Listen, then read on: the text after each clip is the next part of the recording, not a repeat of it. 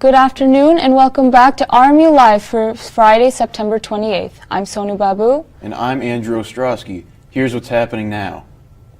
The Senate hearing regarding sexual assault accusations against Supreme Court nominee Brett Kavanaugh was meant to clear up lingering questions before a Senate vote, but all it seems to have done is muddy the political waters. Omar Jimenez is live in Washington with details on yesterday's explosive testimony and expectations surrounding Kavanaugh's nomination. Today, the Senate Judiciary Committee votes and decides whether they want to move forward with Brett Kavanaugh as the Supreme Court nominee or not. Now, this comes less than 24 hours after a day-long hearing that at times was emotional. It featured testimony from Kavanaugh, but also from one of the multiple women who have come forward with accusations of sexual misconduct against him, Christine Blasey Ford. A key vote in appointing the nation's next Supreme Court justice is set to move forward. Following an emotional hearing Thursday, the Senate Judiciary Committee will decide whether or not to bring Brett Kavanaugh's Supreme Court nomination to the Senate floor. A historic hearing on Capitol Hill, it began with Christine Blasey Ford relaying her accusation that she was physically and sexually assaulted by Supreme Court nominee Brett Kavanaugh in the 1980s. I was pushed onto the bed, and Brett got on top of me. And the hearing ended with Kavanaugh proclaiming his innocence. This whole two-week effort has been a calculated and orchestrated political hit. During the hearing, Republican Senator Lindsey Graham erupted, calling proceedings a sham and a charade, and reading an endorsement letter about Kavanaugh from the American Bar Association. His integrity is absolutely unquestioned. But the American Bar Association is now also calling for an FBI investigation. The legal group jumped into the political fray following the hearing Thursday, issuing a strongly worded letter to the Judiciary Committee. A group of senators remain undecided on their votes, notably Arizona's Jeff Flake, Maine's Susan Collins, West Virginia's Joe Manchin, and Alaska's Lisa Murkowski. If they vote along party lines, a procedural vote is tentatively scheduled on the Senate floor Saturday, with a final confirmation vote intended for Tuesday. And in all of this, while we may see his support come from this Judiciary Committee hearing, even if he doesn't get it, Senate Majority Leader Mitch McConnell could bring things to a full Senate floor vote. It is unconventional, but it's also possible. Throughout the hearing yesterday, the White House also remained largely silent. It wasn't until President Trump tweeted late in the hearing that Judge Kavanaugh showed America exactly why I nominated him that we saw the White House still fully behind their nominee. Reporting from Washington, I'm Omar Jimenez. 5, 4, 3, 2, 1. A crash involving a school bus and a pickup truck is being investigated by police this morning. The crash occurred at the intersection of 11th and Smallman Streets at 7 a.m. There are no reported injuries. Families are being evacuated from Washington County after hillslides due to heavy rainfall. Houses are located on unstable hillsides. Families are uncertain about whether they can return home. Elon Musk is being sued by the Securities and Exchange Commission for making false and misleading statements to investors. Musk tweeted about making Tesla private and already securing funding when the SEC claims he did not secure the funding. Outside Rogel Chapel, Robert Morris University's Active Mind chapter placed over 1,000 backpacks as part of the first annual Send Silence Packing event. Send Silence Packing is a national event hosted by Active Minds, an organization that looks to highlight mental health issues. The event saw 1,100 backpacks placed in front of Rogel Chapel, one backpack for each student who commits suicide yearly. Backpacks were donated with a story of someone who was affected by suicide. A permanent gag order issued by Judge Alexander Bickett in the case involving the shooting of Antoine Rose after documents ruled irrelevant were allowed to be reviewed. There is no set date when Officer Rosfield will appear in court next.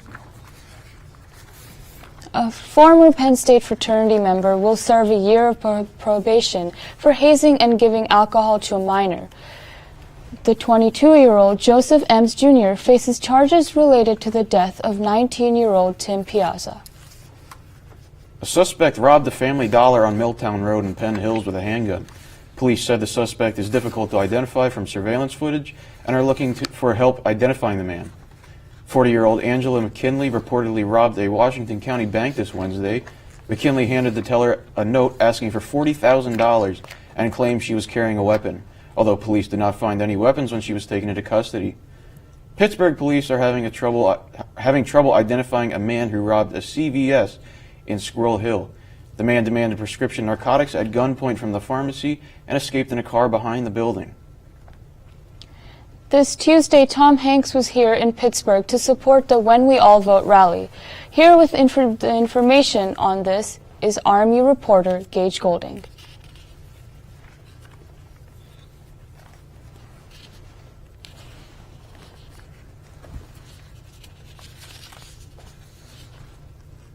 Tom Hanks took the stage here at Soldiers and Sailors Hall in Oakland, right on the campus of University of Pittsburgh, to talk about voting, not just in presidential elections, but in every election. What is the most important election in the history of our country? Hollywood film star Tom Hanks asked this question to hundreds of people that gathered at Soldiers and Sailors Hall in Oakland on the campus of University of Pittsburgh, and he answered with this. All of them. Every single one of the elections in our country's history are the most important elections of our time. Hanks was the headline speaker at the When We All Vote rally, a nationwide campaign with its eyes set on the goal of encouraging people across the country to come out and vote. We will never be there. We will never be a perfect place. We will never be a perfect government.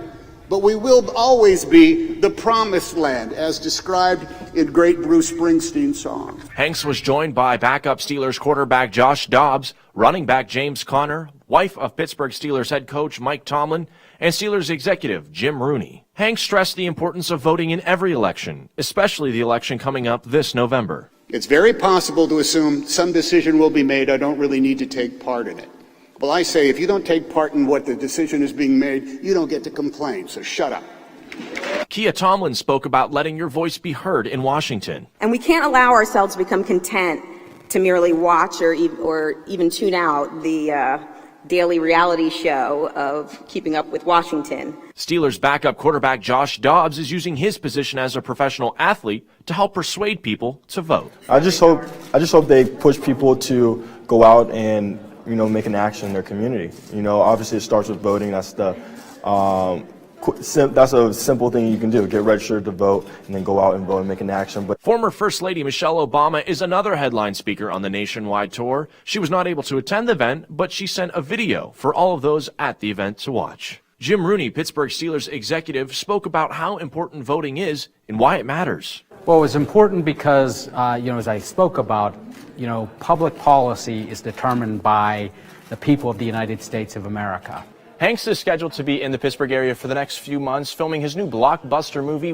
Reporting from Oakland, Gage Golding, RMU Century Media.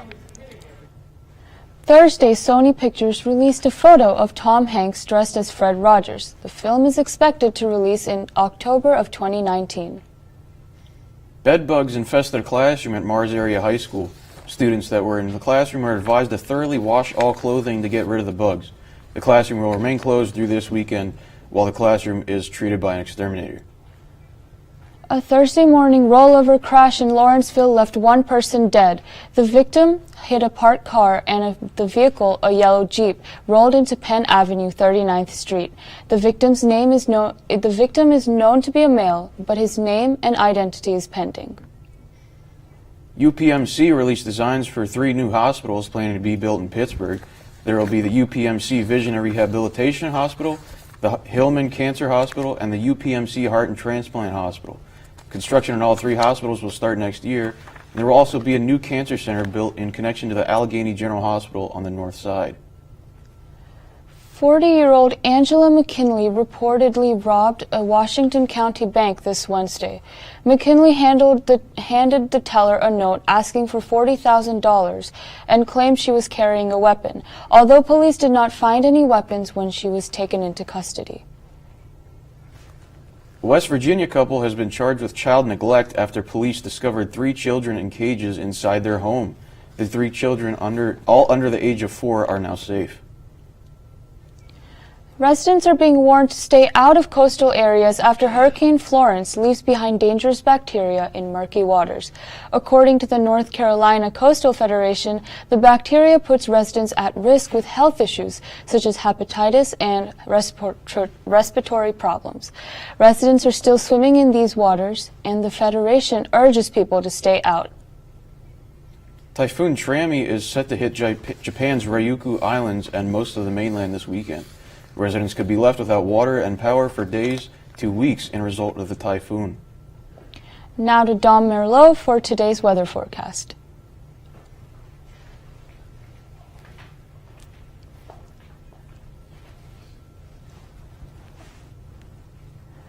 For all you need to know about news, sports, and arts and entertainment at RMU and around the Pittsburgh region, visit rmucenturymedia.com. Coming up next, Bill Cosby has been sentenced to 3 to 10 years of jail time. More on that after the break.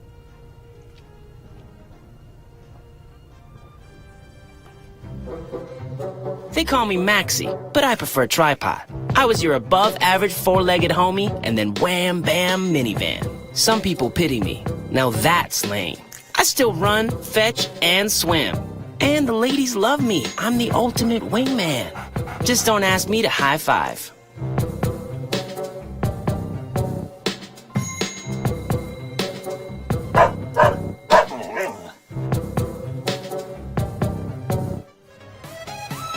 Here at Robert Morris University, we pride ourselves at the experience that our students gain while they're actively learning in the classroom. Some even come back to share that knowledge with new students. I never dreamed that I'd be back here. I'm having so much fun. I'm doing a lot of what I was trained to do and what I went to school for. The Colonial Sports Network is a great opportunity for students to learn real job skills in sports programming. To be able to see what the students want to make of it, because it can be anything that they want.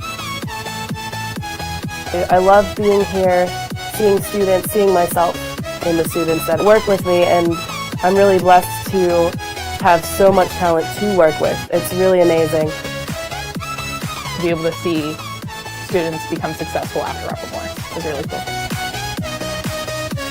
Join the Colonial Sports Network team and expand your future today.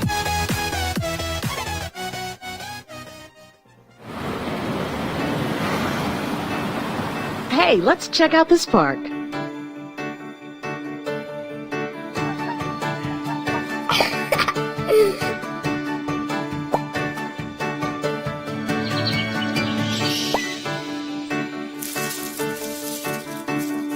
Oh, wow, that's really cool.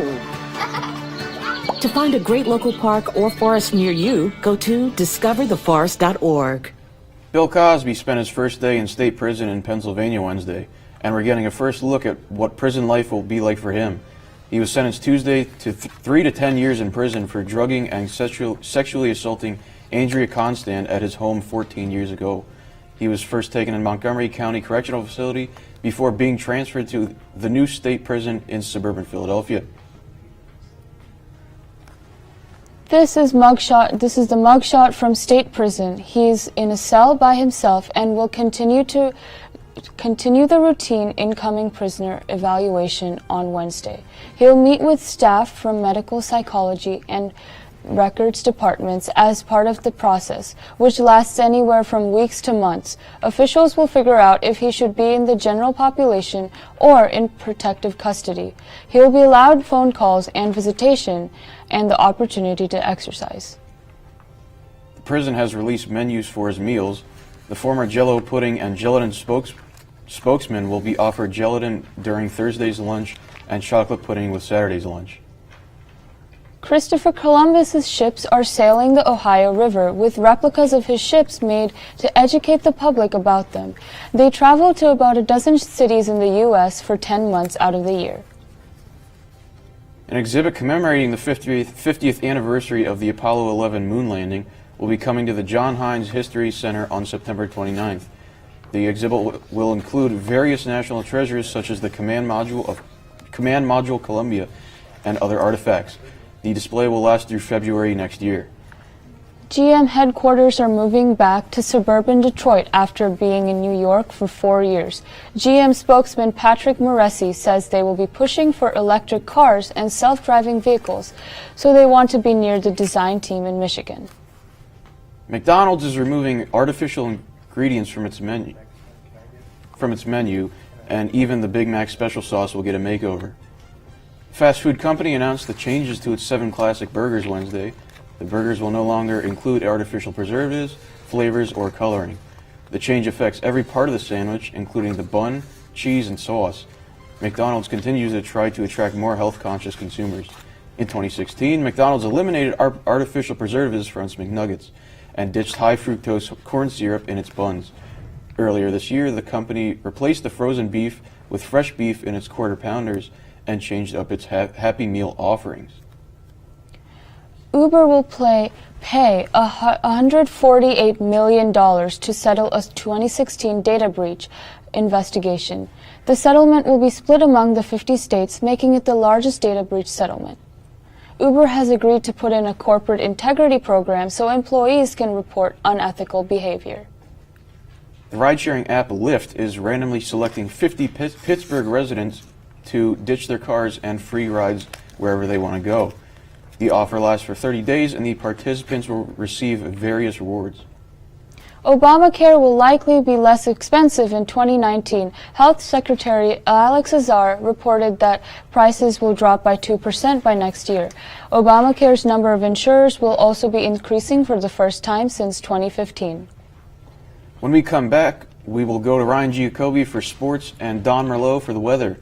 Be sure to tune in to our other shows, RMU-Live Mondays at 1 p.m. and Fridays at noon. Sports Talk in the Berg and RMU Tonight Wednesdays at 5 p.m. and Colonial Sports Center Thursday at 9:30 p.m. here on RMU-TV. Ashes are about to be dumped, which could possibly start a wildfire. How will Smokey deal with such a hot situation? The garden hose defense.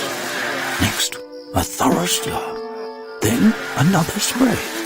And finally, feeling if the ashes are cool. Oh, yeah. Ah, yes, the selfie. A ritual practiced so frequently with this tribe, but not so much by Smokey Bear. Only you can prevent wildfires. They call me Prince like I'm royalty or something. But the places I've lived ain't no palaces. So I don't need grilled salmon or a new scratching post. Just give me a cardboard box and a can of tuna and we're good. You can even change my name. I'm cool being the kitty formerly known as Prince.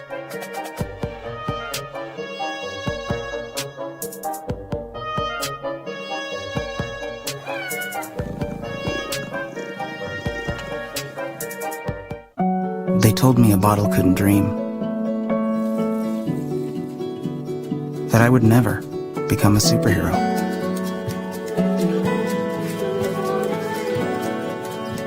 But I learned how to fly. Just to come back in a new disguise. And be the hero that I've always wanted to be.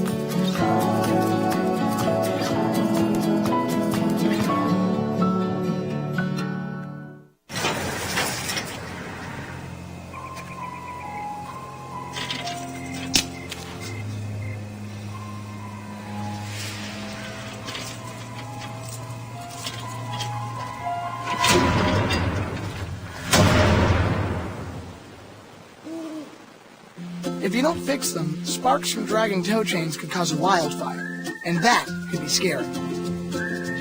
Smokey! Only you can prevent wildfires. Welcome back to RMU Live. Now let's get into your RMU Colonials. Robert Morris volleyball continues to go without an NEC win after they dropped a match against the Bryant University Bulldogs, dropping the match 3-2. Emma Granger delivered 14 kills, 3 aces, 4 blocks, and the volleyball team continues. NEC played when they traveled to face the St. Francis University Red Flash tonight at 7 p.m. RMU men's soccer delivered a 1-0 shutout to the Howard University Bison last Saturday. The Colonials scored their only goal in the second half by Kai Ogwin, and Winter finally made 5 saves in the game for RMU. Men's soccer plays again today at 3 p.m., visiting the Bryant University Bulldogs for the start of NEC play. The women's soccer team lost 1-0 to the Central Connecticut Blue Devils this past Sunday when the Devils scored the only goal in the first half, and Sydney Bruckner made 10 saves for RMU. Women's soccer plays again on the road this coming Sunday against the Fairleigh Dickinson Knights at 4 p.m. And now, the Pittsburgh Pirates lost to the Cubs 3-0 in the final game of a 3-game set last night. Starter Trevor Williams went 5 innings in his final start of the year, giving up 3 earned runs, 3 walks, and 4 strikeouts in that game. And the Pirates are set to play their final series of the year tonight away visiting the Cincinnati Reds starting at 6:40 tonight. Now, the Pittsburgh Steelers won Monday Night Football by a final score of 30-27. Ben Roethlisberger had 3 touchdowns for 353 yards, and the Steelers will be playing at home for Week 4 against the Baltimore Ravens this coming Sunday at 8:20 p.m. The Pittsburgh Penguins played against the Buffalo Sabres Wednesday night in preseason action at PVG Paints Arena over the Buffalo Sabres in a 5-1 victory. Phil Kessel scored 2 goals for the Pens, and goalie Matt Murray made 21 saves on Wednesday night. The Pens play their final preseason game tonight at 7 p.m. on the road against the Columbus Blue Jackets before the Pens' regular season starts on October 4th. Now let's go over to Don Morrow with the weather. Well, thank you, Ryan. On this fine September 28th, you can expect the fall weather to take more hold. While it should be cloudy in the morning, I'm sure if you go outside now, it should be the afternoon. It's going to be pretty sunny. 0% chance of rain. There shouldn't be rain. If there's rain, I lose my job. 72% humidity, pretty humid out there. It's 71 high and a 53 low. Getting pretty chilly. We'll get there. That's today. And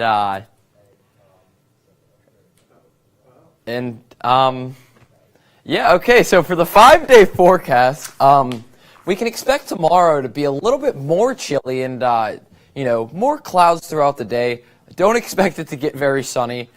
Sunday is going to be sort of turn from this, a little warmer, more sun, and only about like a 10% chance of rain. Same goes for Monday. It gets even warmer, sunny all day. But Tuesday, you're going to expect scattered thunderstorms all throughout the day, even though it's got a pretty warm temperature of about a high of 74 and a low of 63. Wednesday is don't really expect rain there either. We're losing the rain. It's not really here right now. 75 high, 63 low. Honestly, pretty warm for the fall, but today and tomorrow especially, you're going to want to expect decent chill. That's the weather. And that is all we have for today. Thank you for joining us on RMU Live. We will see you next week.